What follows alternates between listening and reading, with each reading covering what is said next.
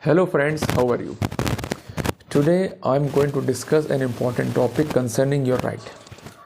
Specifically, I am going to emphasize on section 311 of CrPC.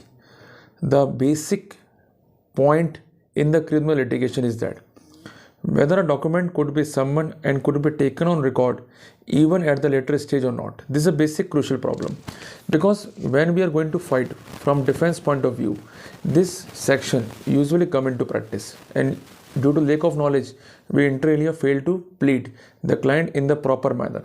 So in this video I am going to discuss the basic fundamental of section 311 of CrPC. Along with I will guide you how to draft an application for section 311 of CrPC so that you could obtain optimum results for your clients, because we are here to fight for the innocents who are falsely dragged in the litigation.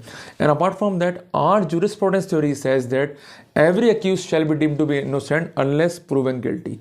So in that scenario, this section becomes quite important. So this topic is important for the litigants, for the young lawyers, and those who are not having efficient knowledge of section 311 of CrPC. So here you will get all the points in the short way. The judgment is pronounced by Honorable MP High Court at Indore bench. The party name is Shankar Lal and Balwant versus State of Madhya Pradesh. In this case, an petition was filed before the Honorable High Court to quash the order of section 311 of CrPC, whereby the concerned trial court has allowed the application filed. The primary key is that in the present case, the applicant or the accused person in a complaint filed by Mr. Nar Singh for the commission of an alleged offence under section 420, 467, 468, 471 of IPC. The primary contention of the counsel is that after closure of the evidence of the prosecution and after recording of the statement of the accused under section 311 of CrPC, an application has been filed to produce handwriting expert and other documents to recall the investigating officer for the evidence that has been erroneously allowed. The said application ought to be rejected by the trial court, and the same was filed by the prosecution to fill up the lacuna which is not permissible as per the provision of section 311 of CrPC. To buttress the submission, they have placed reliance on the judgment of the Honorable MP High Court passed in the case of Indrajit Singh versus State of MP, wherein it is held that the prosecution cannot be allowed to fill up the lacuna. In the said case, the prosecution moved in the application to examine the important witness, which could not be examined due to the bona fide mistake.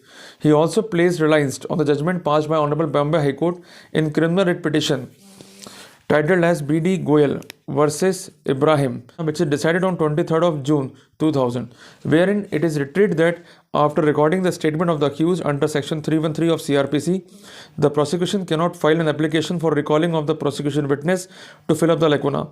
He also placed reliance on the judgment of Bombay High Court, Nayan versus State of Maharashtra, wherein the same legal position has been retrieved. Friends, in the said case, the state has been submitted that the handwriting expert report is sine qua non for the just disposal of the case, and that's why the trial court has rightly allowed the application, and there is no endeavor to fill up the lacuna, rather than the document is relevant and fair disposal of the case, and that's why the application is rightly allowed by the concerned trial court.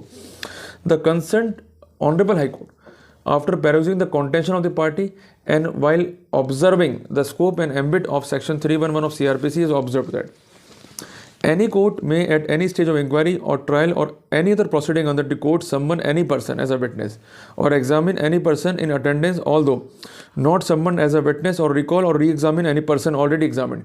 The court shall summon or examine or recall or re-examine such person if his evidence appears to be essential for the judge decision of the case. So it is quite clear that the scope of section 311 of CrPC is quite wider as compared to other sections available in the CrPC. And apart from that, the Honorable Supreme Court, in the case of Rajaram versus State of Bihar, citation is 2013, volume number 14, SCC, page 461, has discussed the scope of the said section 311 of CrPC. Friends, the Honorable Apex Court explained and laid down the principle to be followed by the court. The court further explained and enumerated in detail and held that such power can be exercised at any stage as per the principle laid down in para number 14.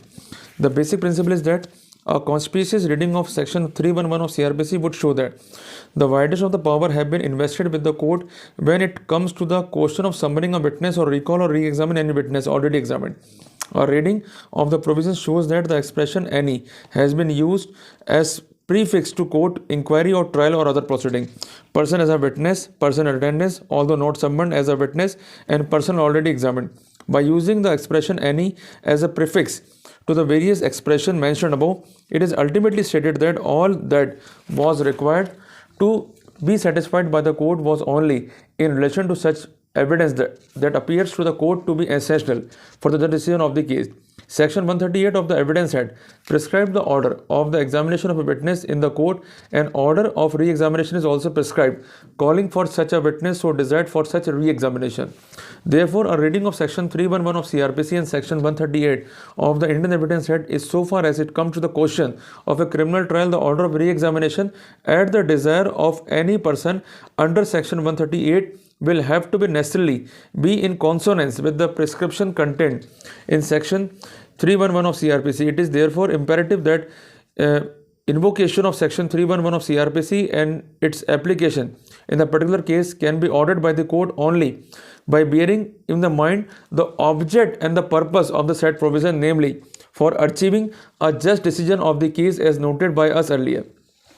The power vested under the said provision is made available to any court at any stage in any inquiry, trial or other proceeding initiated under the court for the purpose of summoning any person as a witness or examination any person in attendance, even though not summoned as a witness, or to recall or any witness already examined.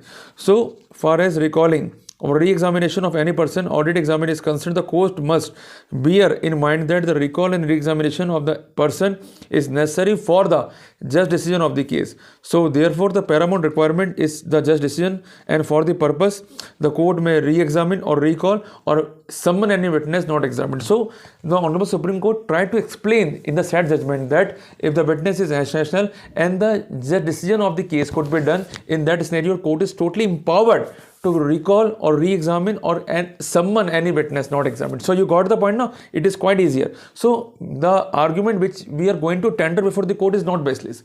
The argument is supported by the Honorable High Court, by the Honorable Supreme Court, and the law laid down by Honorable Supreme Court is binding on all the courts. So it is imperative as per Article 141 of Constitution of India. So we could conclude that the powers are there, but to exercise the power, the court should satisfy that the witness is necessary for the proper decision of the case. So the bogus application, the raw application, and the application which is totally vexatious in nature could not be allowed. The application should be specific, should specify the content, should specify the purpose, should specify the relevancy. If all these parameters are in positive, then the witness could be re-examined or recalled or examined even though not summoned. So it is quite clear to all of us at this stage. So after looking into the facts and circumstances, the court settled that the view has been settled whether the prosecution or the defense, if move the application to summon any witness which is just decision of the case, in that scenario it could be called.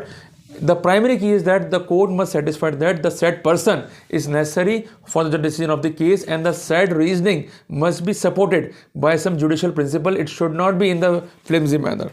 So after relying on judgment of Honorable Supreme Court passed in Rajendra Prasad versus Narcotic Cell and Mohanlal versus Union of India, the Honorable MP High Court retrieved that the judgment passed by the concerned trial court is legal, it is not perverse and could not be interfered. So all of us now clear that if we are fighting the case, even though from defense side, this decision is quite helpful to us, because there are some circumstances, there are some facts which are totally unfolded even by the prosecution agency, and these documents, these persons are necessary so that we could put up the effective sides of us. In that scenario, we could easily file the application for 311 of CrPC. In that scenario, the said person would be examined as a court witness, so we could ask the question and we could testify him in the light of Section 138 of the Indian Evidence Act, so that the case could be disposed of in the fair manner. So don't be disappointed. If you are having such issue, this ruling is quite helpful to you. So see you in the next topic. Till then, Jai Hind, Jai Bharat.